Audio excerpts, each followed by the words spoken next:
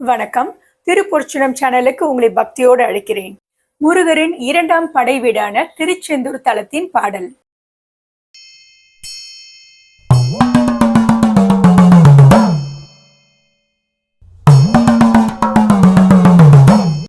கொங்கை பனையிற் செம்பொற் செறிவில் கொண்டற் குழலிற் கொடிதாழ கொன்றைக் கணையப் பந்தக கயலிற் கொஞ்சும் கிளியற் சுருவான.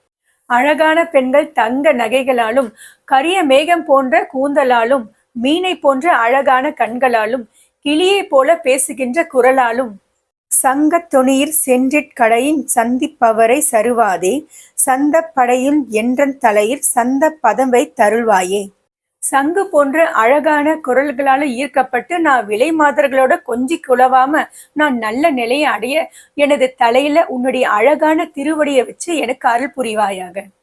அங்க படை விட்டொன்றை படுக்கை கந்தி கடலிற் கடிதோடா அந்த பொழில் சந்து தலையும் ரஞ்ச புருதுர் தொழியாதே.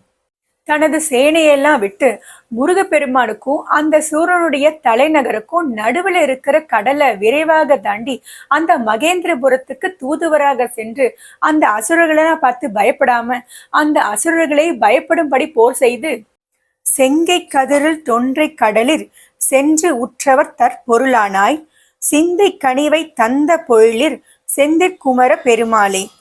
சிவந்திருக்கிற சூரியனை போல கடல் கடந்து சென்று வெற்றியோடு திரும்பி வந்த வீரபாகு தேவரின் ஆவை பொருள் ஆனவனே, மனதில் அன்பு வைத்து செழிப்பான திருச்செந்தூரில் தங்கி இருக்கிற குமர பெருமாளே. மீண்டும் அடுத்த பதிவுல சந்திப்போம். நன்றி, வணக்கம்.